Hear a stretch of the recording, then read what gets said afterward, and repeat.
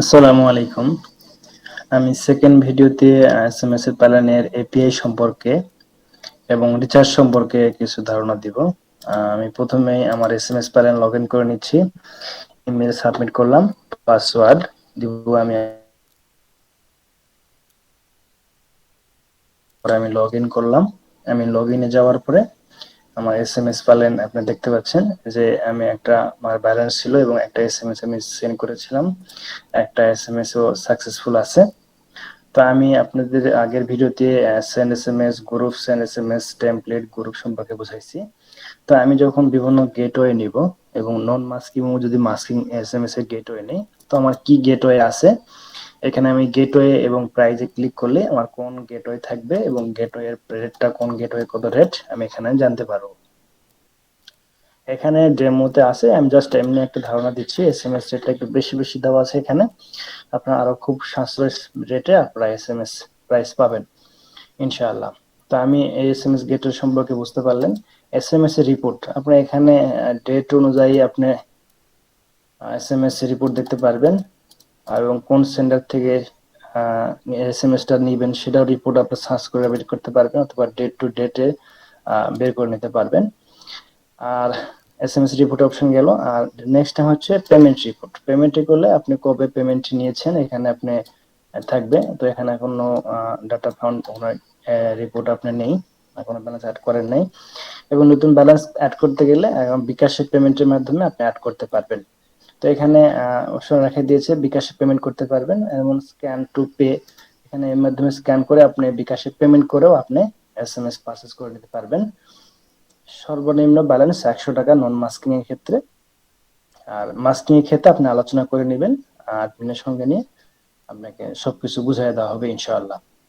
আচ্ছা, স্ক্যান করে আপনি পেমেন্ট করতে পারবেন এবং নেক্সট আপনি যদি বটম ফোন হয় সেক্ষেত্রে আপনি এই অনুধাবগুলা অনুসরণ করে আপনি এসএমএস পারচেজ করতে পারবেন। তাকে সেন্ড করলে তারা সর্বোচ্চ 5 থেকে 10 মিনিটের মধ্যে আপনি ব্যালেন্স অ্যাড করে দিবে ইনশাআল্লাহ।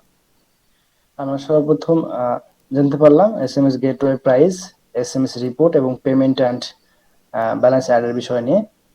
নেক্সট স্টেপ আছে এপিআই ডকুমেন্টেশন। এপিআই ডকুমেন্টেশন আমাদের পোস্ট এবং গেট দুই ভাবে আছে। আমাদের এপিআই ডকুমেন্টেশনটা এখানে পোস্ট এবং গেটে দেখতে পাচ্ছেন আমাদের এই ইউআরএলটা, এবং তাদের ডকুমেন্টেশন কি কি লাগবে সেগুলো সব অপশন দিয়ে দিয়েছে। আপনারা বিভিন্ন সফটওয়্যারিং বা ডেস্কটপ মোডের সফটওয়্যার হোক, ওয়েব বেজের সফটওয়্যার হোক বা বিভিন্ন প্রতিষ্ঠানে হোক, আপনারা এসএমএস বিভিন্ন সফটওয়্যারিং এ অ্যাড করতে পারবেন।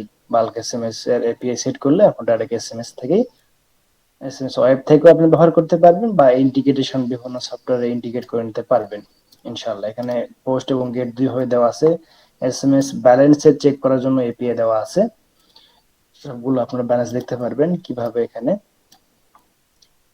আর এসএমএস এর এপিআই সম্পর্কে যদি কোনো বুঝতে অসুবিধা হয় যে আপনার এপিআই সেট খাচ্ছে না, সেক্ষেত্রে আমাদের বলবেন, আমরা অ্যাডমিনের সাথে যোগাযোগ করবেন। অ্যাডমিন বরাবর আপনাদেরকে সাকসেসফুল বা সেটিং করে দেওয়ার চেষ্টা করবে ইনশাআল্লাহ। এখানে এটা অ্যাডমিনের নাম্বার এখানে আছে, আপনারা চাইলে এখানে কন্ট্যাক্ট করতে পারবেন।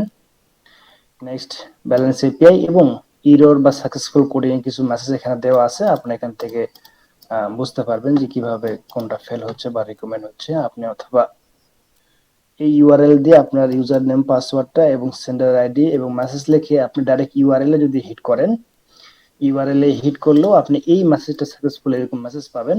তাহলে বুঝবেন যে আপনার এসএমএসটা সাকসেসফুল হয়েছে।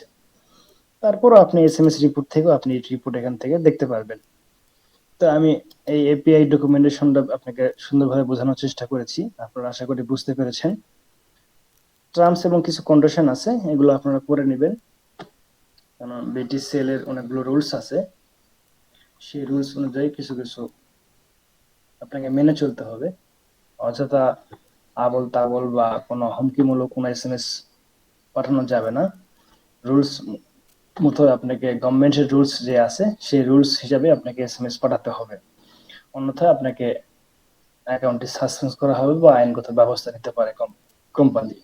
এতে এই কোম্পানি কোনো দায়বদ্ধতা থাকবে না। টার্মস এন্ড কন্ডিশন দেখে পড়ে নেবেন। অন্যথায় ইউজার প্রোফাইল সেটিং, আপনার নাম চেঞ্জ করতে পারবেন বা প্রিভিয়াস পাসওয়ার্ড আপনি নতুন করে পাসওয়ার্ড যখন কোম্পানি ক্রিয়েট করে দিয়ে পাসওয়ার্ড আপনি পাসওয়ার্ডটা চেঞ্জ করে নিয়ে নেবেন। আপনি ওল্ড পাসওয়ার্ড দিয়ে নিউ পাসওয়ার্ড দিয়ে আবার নতুন কনফার্ম পাসওয়ার্ড দিয়ে সেভ করে আপনি পাসওয়ার্ড চেঞ্জ করে নিতে পারবেন। এই হলো বিষয়, ওভারঅল সবকিছুই বোঝানোর চেষ্টা করেছি। আশা করি ভিডিওর মাধ্যমে তো সবকিছু বোঝানোর পসিবল হয় না, তারপর যতখানি পেরেছি বোঝানোর চেষ্টা করেছি, ইনশাল্লাহ আপনারা বুঝতে পেরেছেন। তারপরে কোনো সমস্যা হলে স্ক্রিনে যে নাম্বার দেওয়া আছে এই নাম্বারে আপনারা কন্ট্যাক্ট করবেন, অথবা আমার হোয়াটসঅ্যাপ নাম্বার আমি দিয়ে রাখতেছি, এই হোয়াটসঅ্যাপ নাম্বারে আপনারা যোগাযোগ করতে পারবেন। যে কোনো কোয়ারি বা যে কোনো প্রশ্ন, যে কোনো সমস্যা আমি সঙ্গে সঙ্গে সলিউশন বা সমাধান দেওয়ার চেষ্টা করবো ইনশাআল্লাহ। তো আজকের মতো এখানেই। আসসালামু আলাইকুম।